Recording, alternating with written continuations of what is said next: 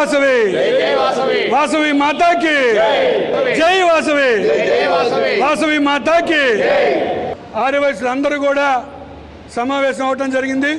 ముఖ్యంగా రేపు ఆదివారం రోజు A1 ఫంక్షన్ హాల్లో సాయంత్రం 5 గంటలకి ఆర్యవైశ్యులందరూ కూడా ఒంగోలు నియోజకవర్గంలో ఆర్యవైశ్యులందరూ కూడా వచ్చి ఆ ఆర్యవైశ్యుల ఐక్యత చాటుకోవాలని అందరూ కూడా చెప్పడం జరిగింది. ఆ రోజు ఆ కార్యక్రమానికి ఒంగోలు నియోజకవర్గ ఆర్యవైశ్యులు అందరూ వచ్చి ఆ కార్యక్రమాన్ని విజయవంతం చేయవలసిందిగా కోరుతున్నాను.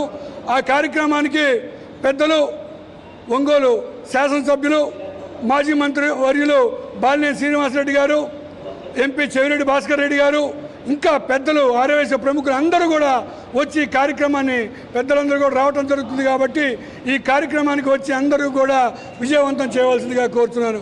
ముఖ్యంగా ఒక విషయం అయితే చెప్పదలుచుకున్నాను.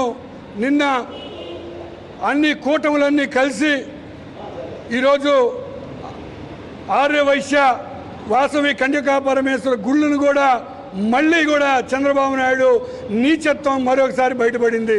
ముఖ్యంగా ఆ రోజు వాసవి అమ్మవారి గుళ్ళన్నీ ఆర్యవైశ్యులు రూపాయి పోగు చేసుకొని వైశ్యులు గుళ్ళు కట్టుకున్నారు.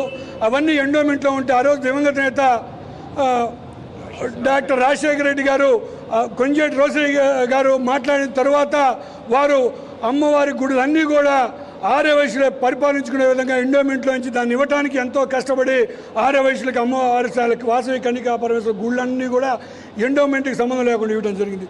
ఈరోజు కుటిల రాజకీయం కోసం స్వార్థపడు ఎప్పుడు చంద్రబాబు నాయుడు ఆర్యవైశ్యుల మీద ద్వేషం విషం కక్కుతానే ఉంటాడు. మరొకసారి విషం కక్కిన పరిస్థితి మనకు ఉంది. ఇవాళ ఈ గుళ్ళన్నీ మళ్ళీ కూడా గవర్నమెంట్లో తీసుకునే విధంగా ఆలోచన చేస్తున్నాడు. వాసవి అమ్మవారు ఆత్మాత్మ దినోత్సవాన్ని మేము గవర్నమెంట్ ఆధీనంలో తీసుకుంటా అంటాడు.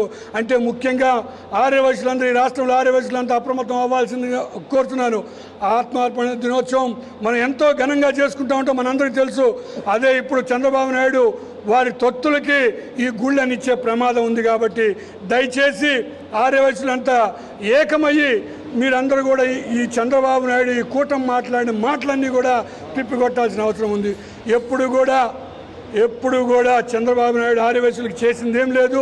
ఎప్పుడు కొంజేటి రోసయ్య గారు అసెంబ్లీలో చంద్రబాబు నాయుడు చేసే నీచ పనులు నికృష్ట పనులు ఎప్పుడు ఎత్తి చూపించి చంద్రబాబు నువ్వు తప్పుడోడివి, నువ్వు ఈ తప్పు చేసావు అసెంబ్లీలో మాట్లాడుతూ ఉంటాడు కొంజేటి రోసయ్య గారు.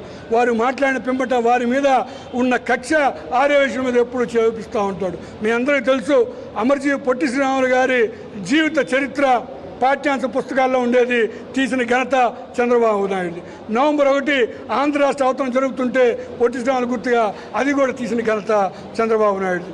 అమరజీవి పొట్టి శ్రీరాములు గారు వర్ధంతుల జయంతి కూడా చేయని ఘనత చంద్రబాబు నాయుడు. ముఖ్యంగా చింతామణి నాటకం కోసం ఇన్ని రోజులు తిరిగినా పట్టించుకోలేదు. నెల్లూరుకి పొట్టి శ్రీరాములు జిల్లా పెట్టమని 2 రోజులు అపాయింట్మెంట్ ఇచ్చి ఉదయం నుంచి సాయంత్రం దాకా కూర్చోబెట్టి కనీసం పలకరించిన పాప అనుభవాల. కానీ వైఎస్ఆర్ రాజశేఖర రెడ్డి వచ్చిన తర్వాత నెల్లూరుకి పొట్టి శ్రీరాములు జిల్లాకు పెట్టాడు. ప్రతి విషయంలో కూడా ఆర్యవైశ్యులు అంటే ఒక చిన్న చూపు. ఆర్యవైశ్యులందరూ కూడా ఏకమయ్యి రానున్న రోజుల్లో మీ అందరూ తెలుసు కిరాణా షాపుల్లో గంజాయి అమ్ముతామని మాట్లాడుతూ ఉన్నాడు.